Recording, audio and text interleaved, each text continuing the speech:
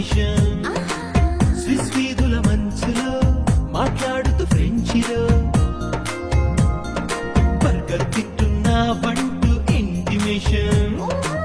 పాలకడలి అట్టడుగుల్లో పూల పరుపు మెత్తటి పిల్లో పైన పడుకు నుండుంటామని క్యాల్కులేషన్ ఘనగోపుర భవంతిలో జనజీవన స్రవంతిలో నా వెనకే ఉంటూ దాగుడు మూతలు ఆడడం అనుకుంటా నీ ఇంటెన్షన్